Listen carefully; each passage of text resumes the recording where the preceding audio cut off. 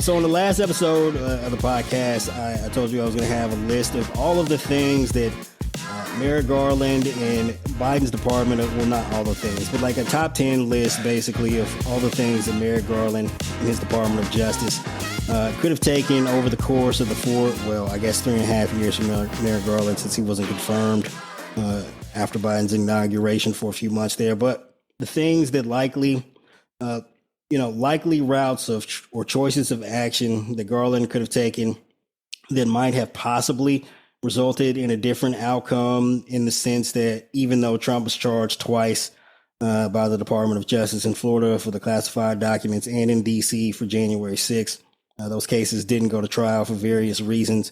And again, so there's always been a lot of Merrick Garland criticism for not having done enough, for not having done the right thing, for not having done this or that. And generally speaking, I think the criticism it's not that criticism of Garland is unwarranted. It's that the specific things that people criticize him for are just unrealistic largely. For example, like, why didn't Merrick Garland charge Trump the first day he was sworn in as Attorney General? Well, that's because criminal investigations tend to take time, and you can file charges at a standard of proof that's probable cause. But when you get to a criminal trial, you have to have enough evidence to convict beyond a reasonable doubt. And there was not a significant enough investigation done, over the course of the couple of months before Merrick Garland got there to arrest Trump, have him indicted, and have him convicted at a trial. So it was just going to take a little bit more time than that. Now, of course, there's always a counterbalance here between, like, hey, if you wait too long, look what can happen, because we saw the worst case scenario. It took 2 years for DOJ to get an indictment of Trump, and it never made it to trial in either case. So, yes, there is a balance that needs to be struck. But I've got some specific instances of things that likely should have been done, or at the very least could have been done. And even with this list, I can tell you, I know what could have been done. We could have got them motherfuckers from South Korea over here. Look, so yes, look, what happens is when you have an unexpected hiatus, when it comes to recording the podcast, a million things happen. I mean, we had the fall of Assad's regime. There was an attempted coup in South Korea. I just, like, on and on. Brazil, fucking Bolsonaro got indicted. It's absolutely crazy out here in these streets. But on to the top 10 list. So number 10, one of the things Merrick Garland's DOJ could have done, and this was likely before Jack Smith was special counsel, it could have charged the classified documents case in D.C. And again, like, could have brought the charges in terms of executing the search warrant on Mar-a-Lago. That could have been done months earlier, and he could have brought the charges in D.C. Now, there would have been, of course, an argument that because the majority of the crime took place in South Florida, the charges needed to be filed there. But you could also argue that the origin for the criminal activity was in D.C., and that he could have been charged in D.C., and that would have potentially avoided Judge Cannon presiding over the case and ultimately tanking it. Now, again, that's an argument that would have went up eventually to the Supreme Court. In all likelihood, we've seen how the Supreme Court kicks it. They out here playing Trump's, legal defense counsel. So it's possible they could have dismissed the charges. But again, you have that Mar-a-Lago search warrant executed, say 3 months earlier. You get those documents, you get the charges filed in D.C. Judge Cannon doesn't hold up the process by engaging Trump's demands to look. So that whole legal fiasco with the execution of the search warrant that Trump filed in court, that delayed the investigation and ultimately the charges. He ran out the clock. So this would have been potentially a way to try to avoid running out the clock in multiple ways, but largely to circumvent Judge Cannon. Now, again, the Supreme Court probably could have been like, hey, wrong jurisdiction, dismiss these charges. It would have had to been refiled again in South Florida, and we could have ultimately ended up in the same place. It's entirely possible. I don't know. Number 9, Merrick Garland could have immediately appointed a special counsel. And get this, most people are saying, why didn't Merrick Garland appoint a special counsel in January of 2021? Well, he wasn't the attorney general in January or February or most of March for that matter. Well, Biden wasn't even inaugurated till almost the end of January. So yes, but so Garland didn't get confirmed until March. His deputies didn't get confirmed until closer to the end of the year. But one of the things Merrick Garland could have done, because we did find out last year that he initiated a small task force in secrecy inside the Department of Justice to go after, if not Trump, all of the higher ranking co-conspirators. That would include likely members of Congress and, of course, the war rooms scattered around D.C. on January 5th and 6th. Now, we don't know the details of where that investigation led, but it eventually culminated with the appointment of Jack Smith's special counsel's office, who ended up ultimately indicting Trump on charges related to the coup. So theoretically, I think one of the things Garland was doing was to avoid publicizing the investigation for a couple of reasons, but largely because if it had become public that he was specifically investigating Trump and Trump's inner circle and his immediate co-conspirators, it would have caused them to change their behaviors and their actions and the way they communicate, and possibly led to them deleting evidence from their phones, their emails, any other type of communications and such. But again, that's one of the trade-offs. The investigation would have moved a lot faster in all likelihood.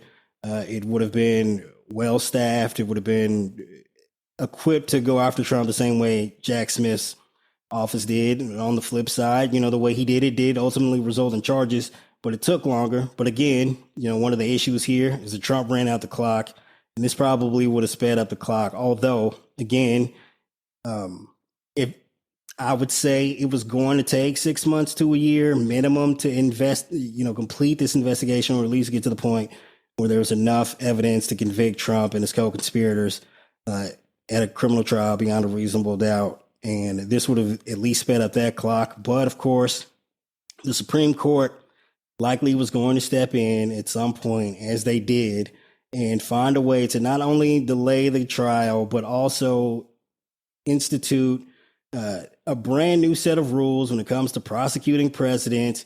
And they did so in such a way that even if the clock hadn't run out before this got to trial, in terms of presenting evidence, because they basically made a rule, they made new rules of evidence for presidents.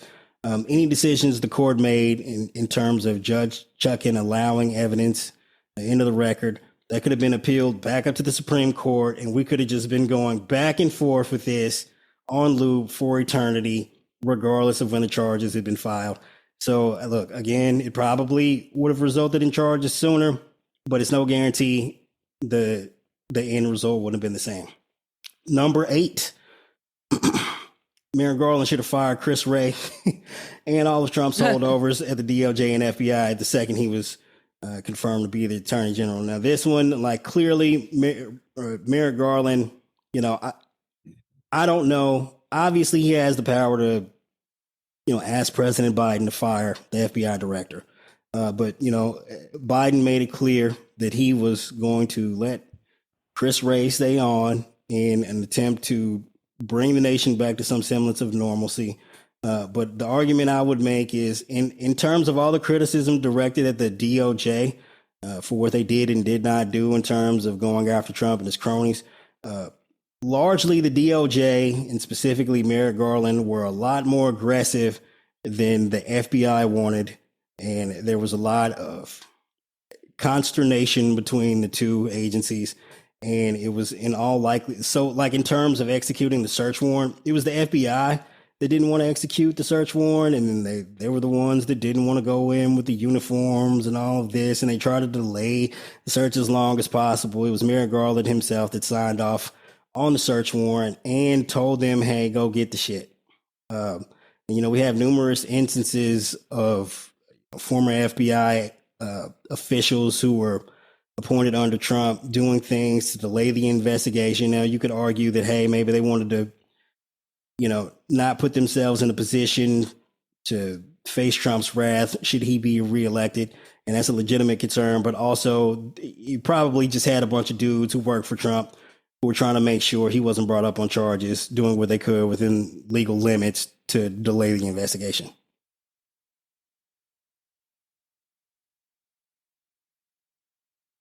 The thing about Biden and Merrick Garland, they came around about the same time in politics in their respective jobs, in that they're kind of centrist. They believe in bipartisanship.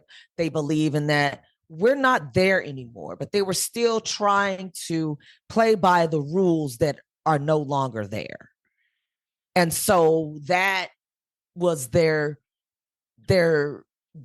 faults in their decision making, because they were going at it as if they were dealing with rational people in a rational time, and also holding out hope is what I think, that somebody held on to those principles and valued the rule of law and constitution above, and then you soon found out that everybody's a fucking sycophant. And also at the end of the day, it didn't matter what they did.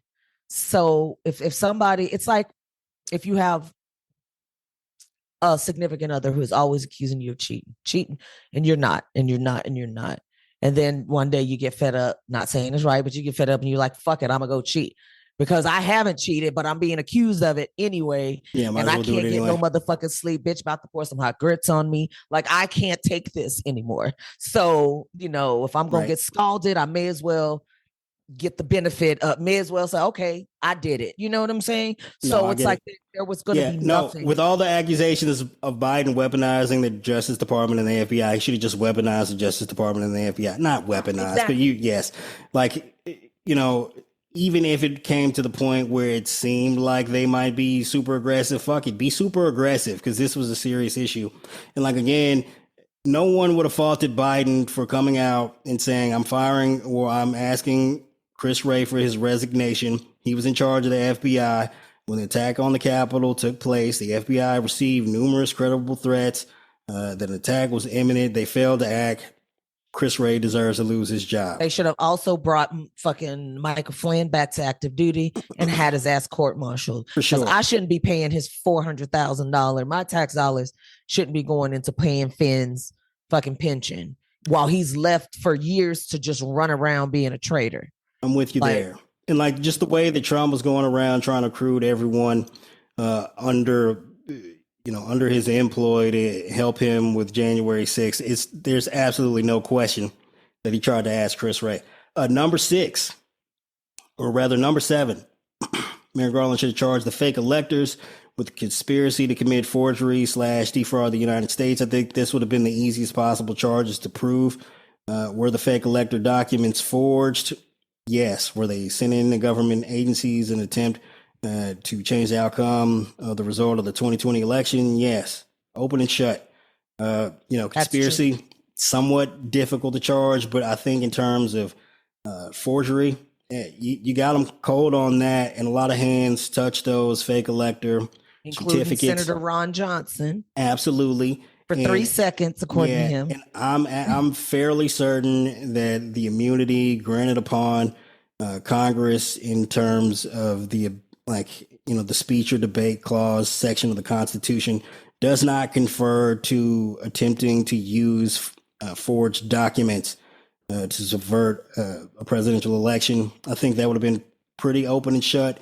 Could have got that done in months, but again, that likely would have required a special counsel, because I don't think the route that Merrick Garland's investigation took got to the fake elector plot for months after his appointment. Number 6, should have conferred with the January 6th committee and made sure that they shared their evidence with the Department of Justice and the FBI. And the reason for that is, so if everyone who's been accusing the Department of Justice for waiting around for the January 6th committee to do their work before they made any moves, you're wrong. That investigation into Trump and his cronies started, approximately April of 2021. One of the issues that held of the department, though, is that January 6th was also going around taking these depositions and collecting evidence. And what you can't have is the department filing charges against Trump and other co-conspirators. And then it comes out that these other witnesses have testified to a government body, and then the testimony differs. And then if there's any sort of inconsistencies, Trump and his people were going to get off, and they decided to hold off on that information until they finished their investigation and held hearings, which made the department look bad. But instead of encouraging the department to investigate leads that they had that maybe the department didn't, and they tried to be selfish with the information. Again, you got to take your ego out of this. If you're the Justice Department, you got to go to them and be like, hey, this is why we need this.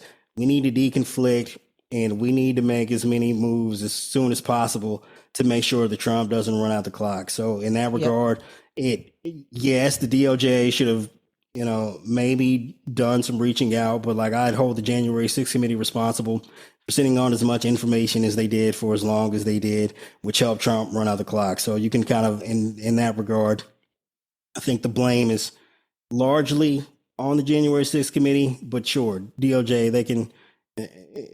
they should have took some initiative on that. Number 5, they should have immediately held voluntary interviews with Trump administration officials and campaign staff.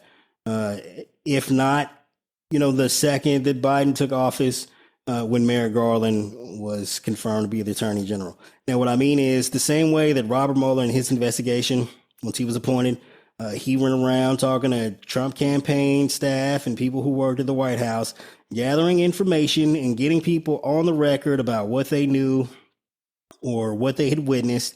Got that on the record. There were numerous people caught up in that investigation, in those voluntary interviews, who ended up lying. And what happened? Merrick Garland, or rather Robert Mueller, basically offered them an agreement where if they cooperated, they would get hit with the 1001 charge, which is basically lying to a federal agent, largely end up getting probation in exchange for cooperating in the investigation.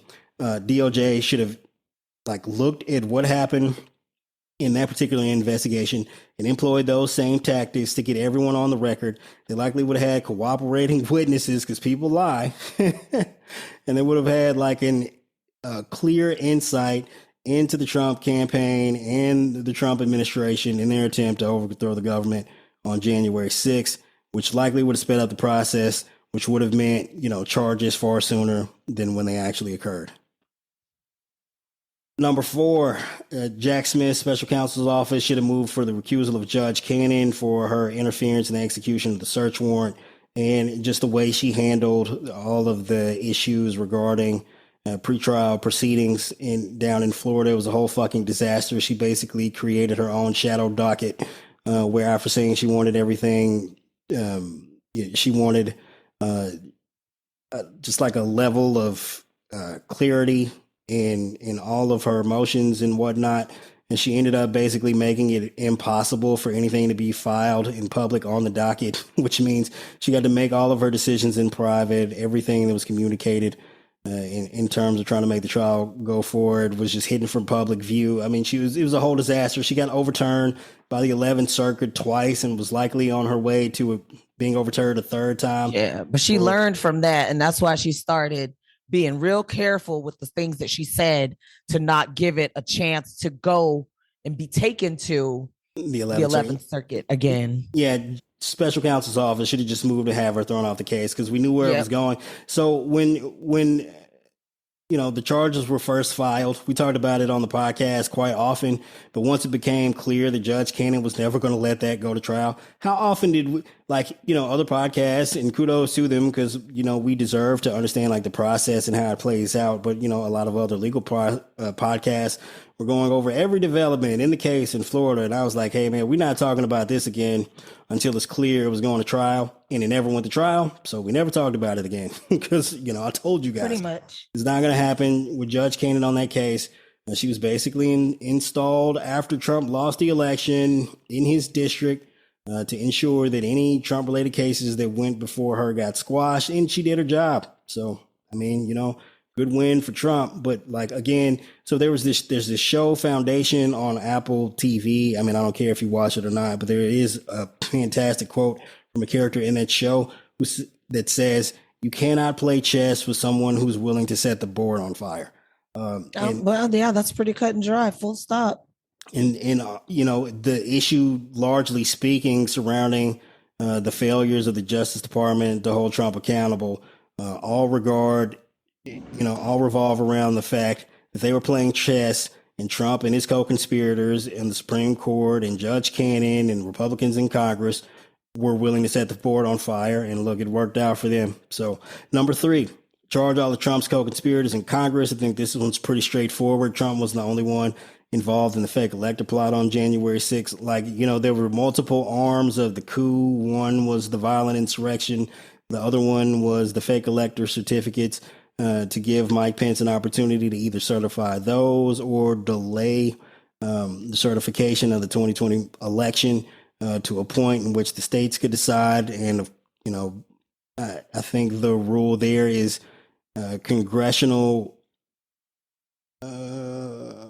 state legislatures basically make the decision, and because Republicans have a majority, they could have handed the election to Trump.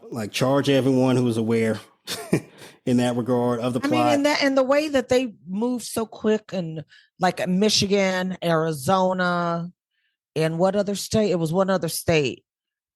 Was it Colorado or Georgia? Georgia, yeah. I think Georgia. But they really, it pretty much was a slam dunk. And that would have been a good place to start. Now, I don't. So here's the thing. So you charge members of Congress the pretrial proceedings are going to play out over the course of years. You probably weren't going to get them to trial before the election. But again, what it would have done is got information out to the public. It would have painted Republicans into a corner, and it likely would have decided the election in favor of Democrats, which in turn would have given the Department of Justice more time to prosecute these fuckers and get Trump.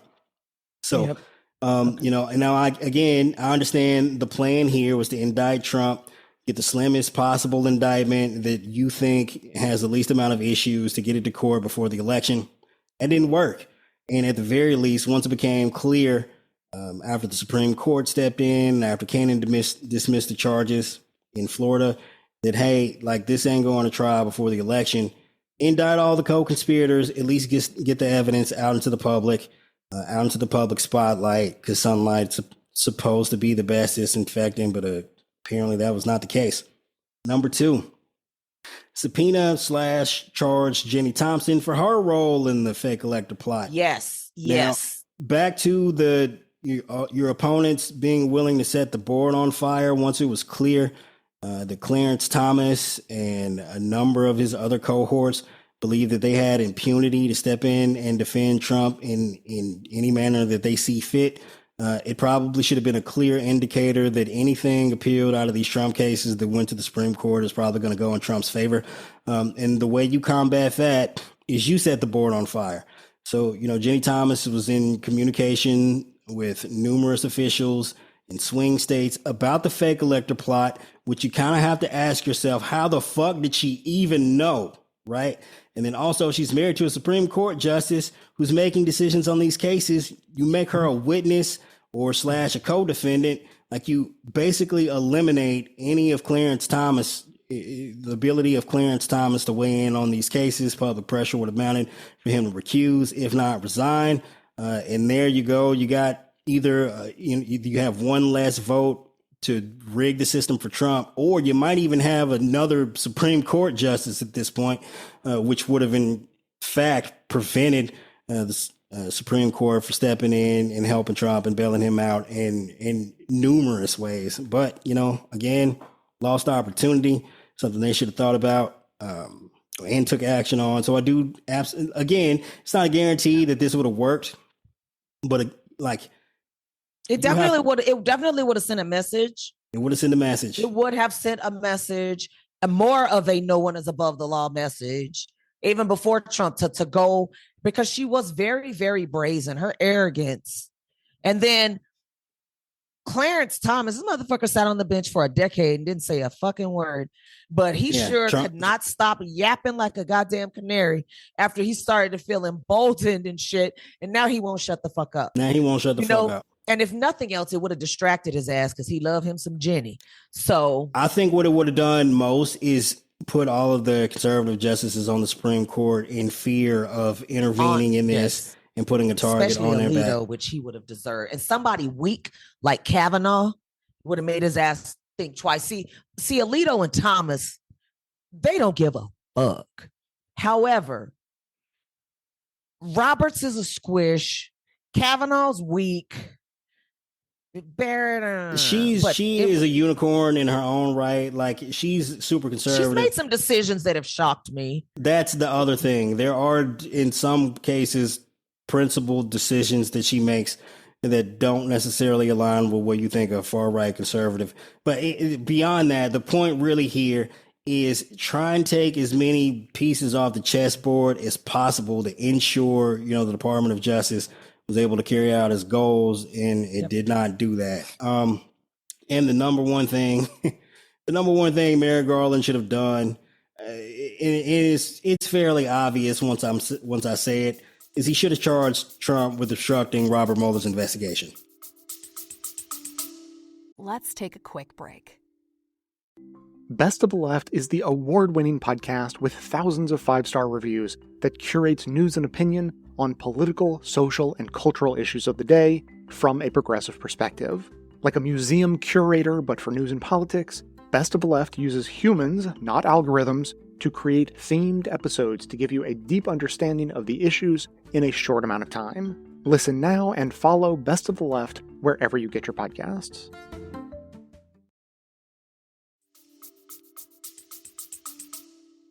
Oh, that's a good one. I didn't even think about that. Yeah, so Mueller made it fairly clear that Trump obstructed his investigation in numerous ways. In a couple of specific instances, you can go with interfering with the federal investigation, obstruction. Well, trying to have Mueller fired, that was one. Now, of course, it wasn't successful, but obstruction doesn't have to be successful to be a crime. Also, lying. Like, you don't have to get the money to have tried to rob a bank. No, you know Mueller, what I'm saying? Mueller submitted Trump numerous written questions, and even in the written, in lieu of an interview, and even in the written questions, Trump lied. He could have charged him with that. And look, I don't know what Bill Barr did after the conclusion of Mueller's investigation to ensure that no charges would be filed.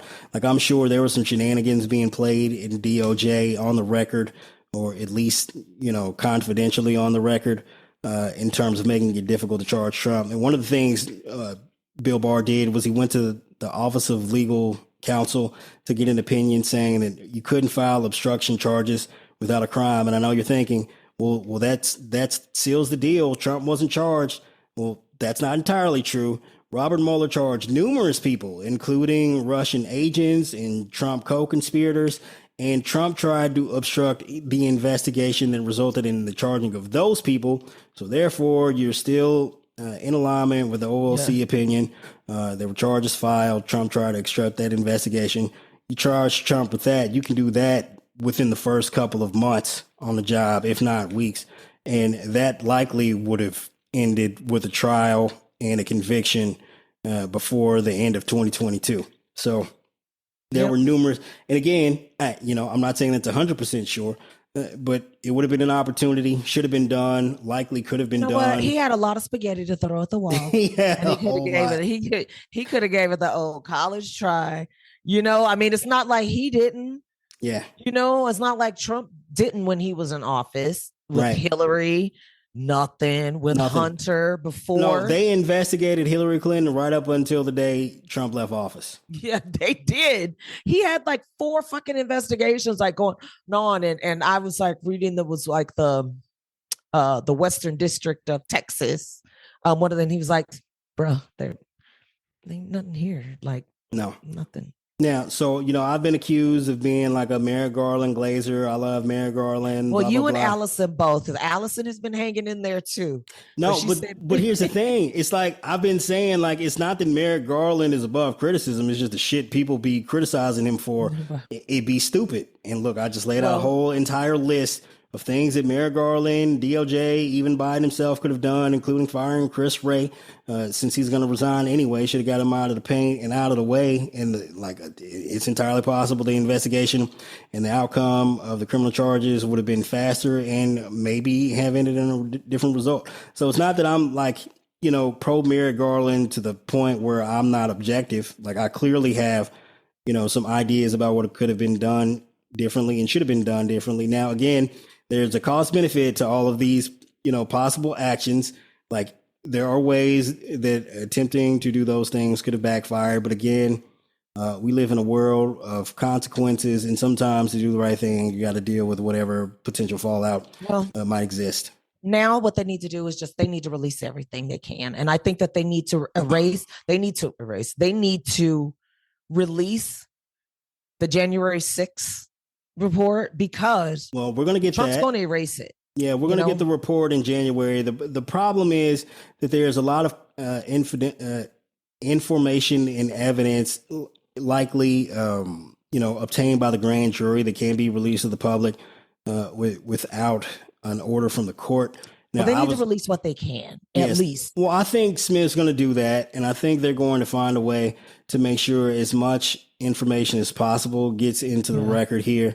But there's a lot of evidence that I would suggest that they go to Judge Chutkan and try and ask her to, unseal for the public since the case is being dismissed. But again, the possibility of doing that is if Chutkan orders that and that information is made publicly available, there could be arguments made in the future should there ever be federal charges against some of Trump's co-conspirators. But you know what? I don't even care. Yeah, you just want the information. Now, the information we is gotta more move like there is no 4 years from now. Yes, we got to move. Move like the charges are going to go away forever, because in all likelihood, once Trump is in office, they're gonna erase every fucking thing. They're gonna erase everything. Yeah. And so we need to. It needs to be. I don't care how they get it out there. I don't care if he hop on one of them motherfucking drones and drops it over the over the Hudson. Like, I don't care. Hey, look, man, so much stuff happened while we were gone. I mean, I got drone page swarms. 36. Like, I don't care. The Republicans, top witness and trying to impeach Biden and lock up Hunter. He is apparently going to plead guilty to crimes of lying to the feds. I mean, it was wild out there. All right, so we had a crazy story last week where an accuser came forward a woman came forward accusing Jay-Z of rape during a party after I believe the VMA Awards in 2000, and just like it's an insane story. Trigger warning here: anyone who's been like a victim of sexual assault, this is probably tough for you to hear. Just want to let you take a second to turn off the podcast. If you trigger warning.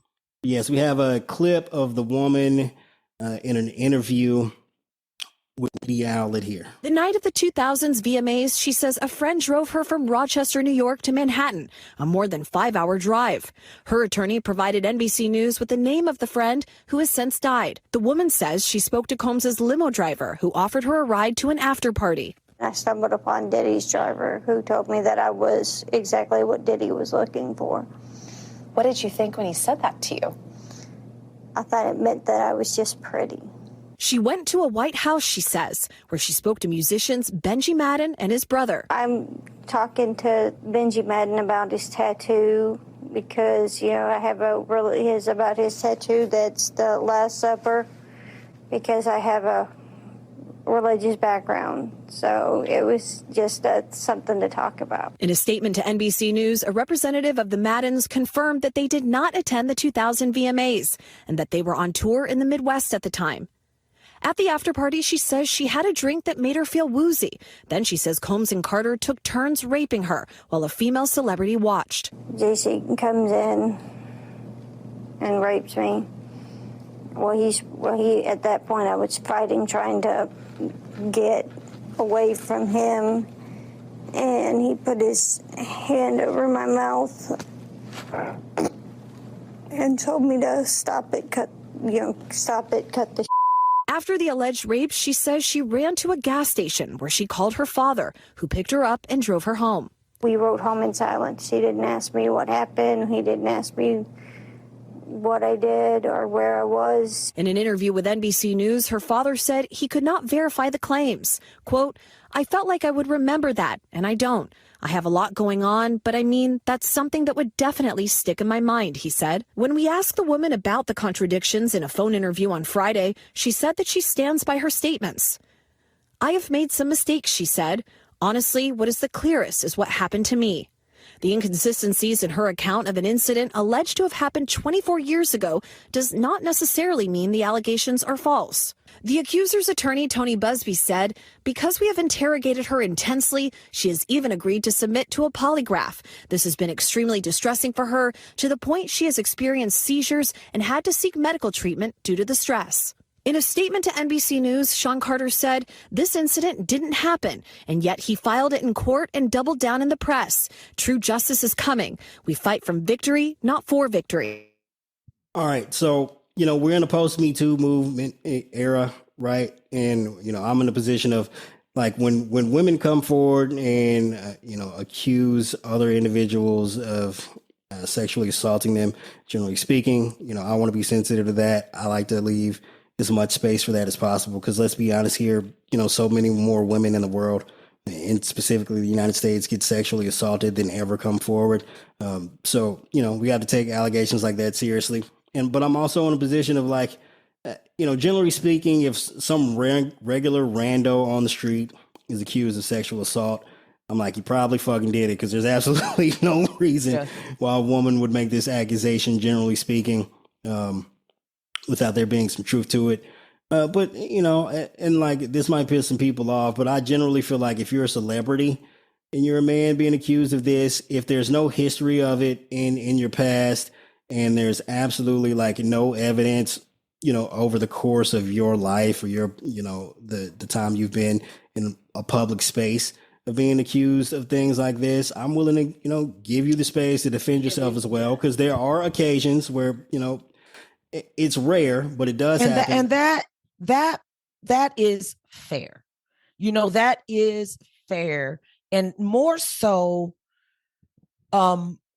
I would say like the lack of history, not that it's not possible, because absolutely somebody doesn't have a history. Yeah, just because someone doesn't have a history, not, someone isn't a killer until they kill. You know what I mean? So absolutely. It's so that definitely giving some grace.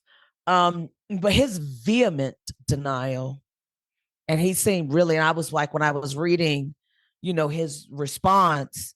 Wait, so let's back up for a second, because that was just some context. So Jay-Z did put out a response on social media the other day. It wasn't even really a vehement denial.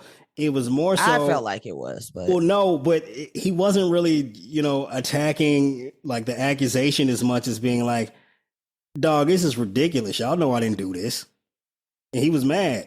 And, typically speaking, celebrities, wealthy individuals, they usually go through a PR firm or their lawyers when putting out a statement in regards to these allegations. But Jay-Z, it looked like he typed this up himself. Like he typed it. Yeah, no, I get that. Now, where they'll issue this kind of generic denial response through their PR. spokesperson for Jay-Z said, but this was like, he was like, give me that. No, give me my phone. Give me that pen. Yeah, let me write this phone. up. Yeah. Give me my phone, It looked like something he said himself. As an essay survivor, I want to give everybody grace when they are a potential survivor, even Nancy crazy ass Grace, regardless of what I think about her. I give her, grace as well in that aspect. But I can get, what you're saying. I don't know. I've kind of where I am mentally with this accusation. Let's talk about this one specifically, right? Because I'm just saying I'm in the same headspace as I was with the Kobe situation. So I'm when that happened. So we don't have to rush the judgment on this one. We can let the facts come out. But let's talk about some of her, the interview specifically. So one of the things she said was, so she's from upstate New York. She had a friend drop her off for the awards. She was 13 at the time. Again, look, whoever you want to talk about kids sneaking out and doing crazy shit like that it does happen. It's a 5-hour drive. 5-hour drive. So she's at the ward. She can't get in. She's hanging around outside. She's checking the limousine, seeing if she can get, find someone that can get her access in. She runs into, I think she said she runs into Diddy's limo driver. And he's like, I can't get you in, but, you come to the after party if you want to. You seem like, Diddy's type or whatever. So they take her to the party. She ends up in a room. Well, she ends up having some drinks. She gets woozy. I guess the assumption is there. She might have been drugged. I mean, Diddy's been accused of this. Like this, there's multiple instances of accusations of Diddy drugging, guests at his parties in order to engage in some kind of sexually compromising position. They go into a room, there's 3 celebrities there, Jay-Z, Diddy, and a female celebrity who's currently unnamed. She says she was sexually assaulted by Diddy and Jay-Z. And then she leaves the party. She gets to a gas station. She calls her dad. Her dad supposedly has to drive 5 hours to pick her up and take her home. And the dad says, hey, I don't even remember this happening. I mean, I guess it's possible, but it seems like something that would stick out. And then she talks about, seeing another celebrity at the party, having a conversation. It turns out that individual was not actually in the state at the time. So there are some holes in her testimony. Now, look, I'm not going to sit here and attack the woman, because generally speaking, even in terms of like false allegations, I just don't attack women. I mean, It's not ideal. We don't. Absolutely. And again, like, so there's, while it's entirely possible that this happened, it's also entirely feasible, given what we know currently, that it didn't happen. That aside, like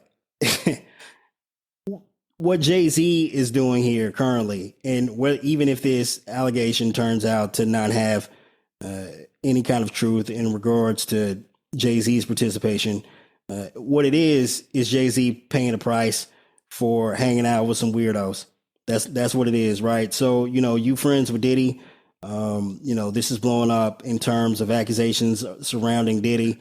You're associated with the guy, look, there have been no. So we talked about there's no history in terms of Jay-Z and any sort of allegations of any kind of improper behavior in this regard. So in that respect, I give Jay-Z some space. But there's been all kinds of allegations for years now about Diddy. So you knew who you was rolling with in this. That's exactly what I was going to say. I 100% believe. Go. But I was going to comment on that I 100% believe that Jay-Z knew. And, I remember them Video Vixen days, Double XL and Smooth Mag and, the Gloria Velez's and the Corinne Steffens. And, back in the day, there was some times. And so he absolutely, I believe, knew. Maybe he didn't fuck with it like that, but he knew what the hell was going on. And he knew who Diddy was. Yeah, let's make a delineation here, right? So, in terms of the industry, you have associates that you work with. And through that, sometimes you become friends with those people. But then there's like an even tighter group. It's your crew, dog. It's like the people you roll with.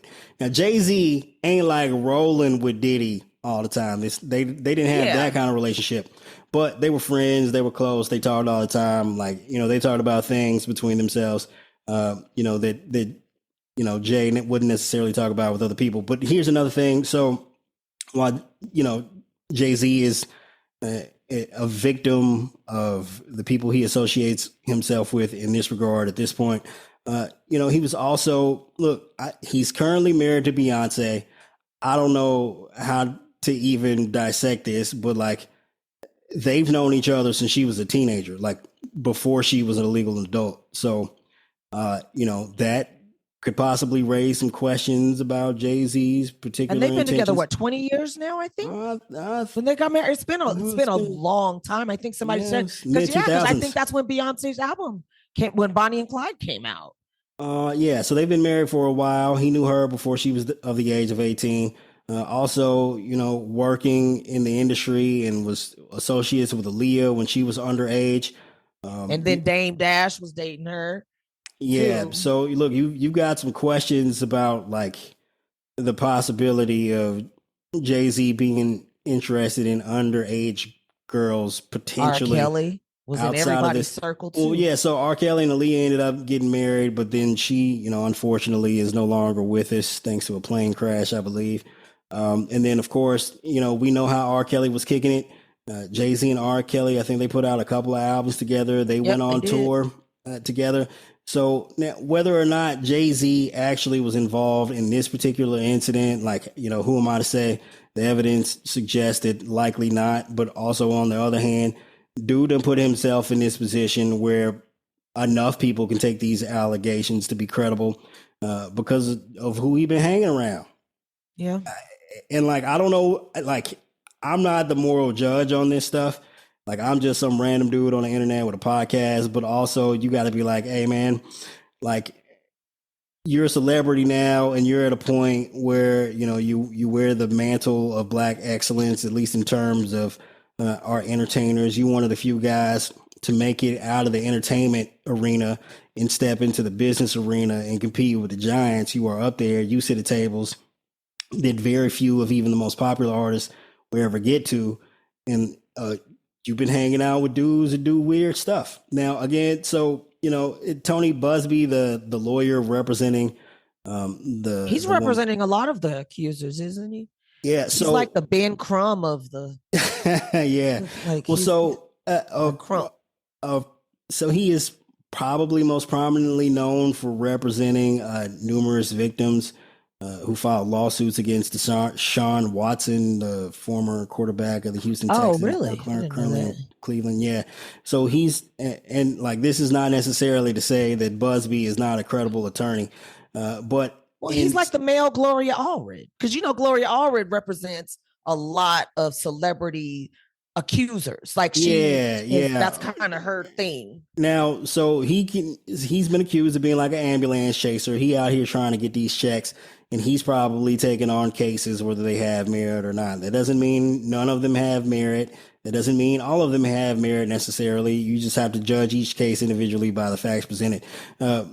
But so he's currently representing numerous women who have accused Diddy of similar activities as this woman's accused Jay-Z of.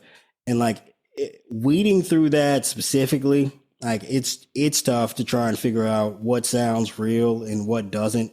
And I would just personally say, you ain't got to make up your mind on any of these cases. You can just wait until the decision's made before you can come to any conclusions. But in terms of Diddy, he absolutely out here doing some weird, nasty shit.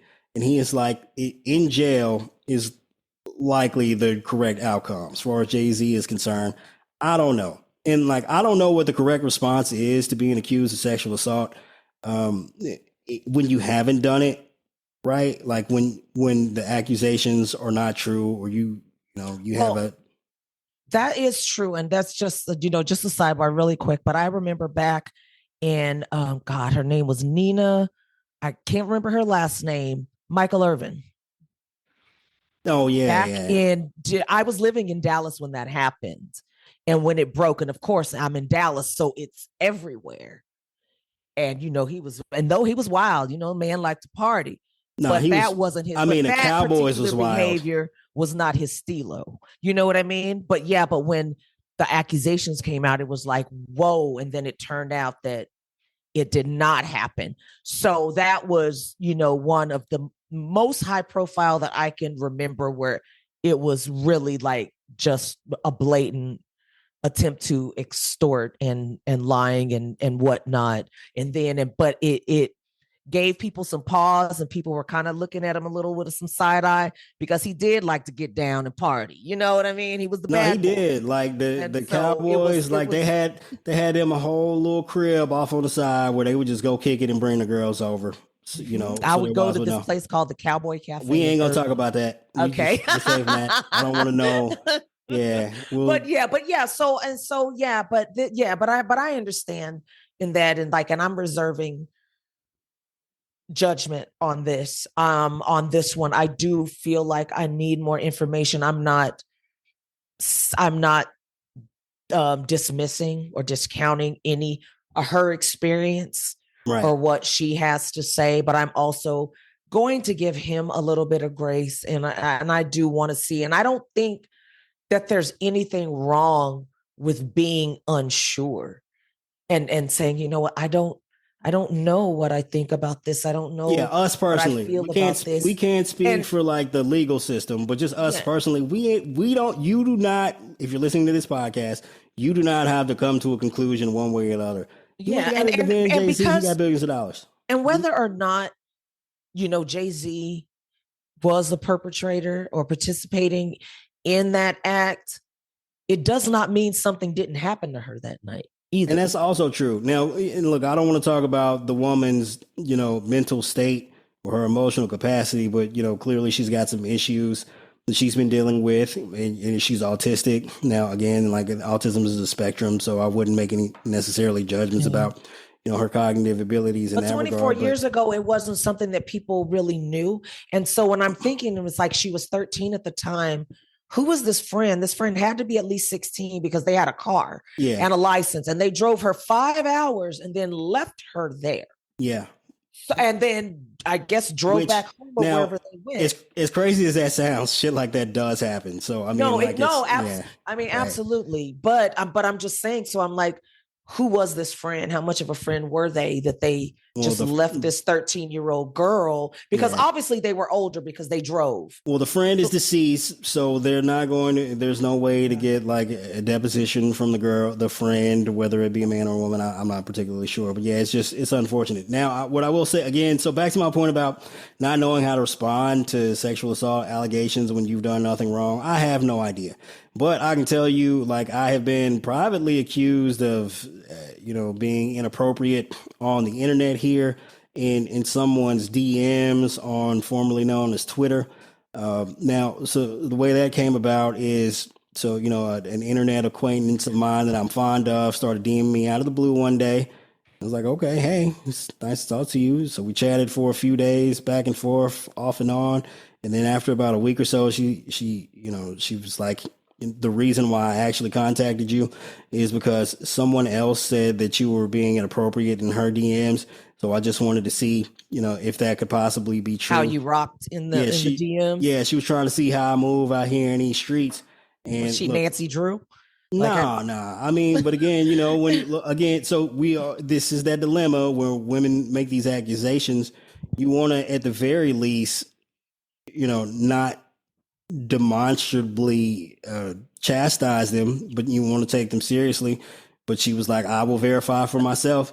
And, because I wasn't DMing anyone when she told me that, I was like, well, yeah, that's total bullshit because I wasn't talking to anybody. And she's like, I figured that. And, the way you've been acting lends credibility to the idea that she was just making this up and, wrongfully accusing you. Now, I don't specifically know who the person was that did this or why they would even do it. But she was giving you both the benefit of the doubt, it seems, I guess, that she was giving that person the benefit of the doubt, but also knowing you somewhat to a degree.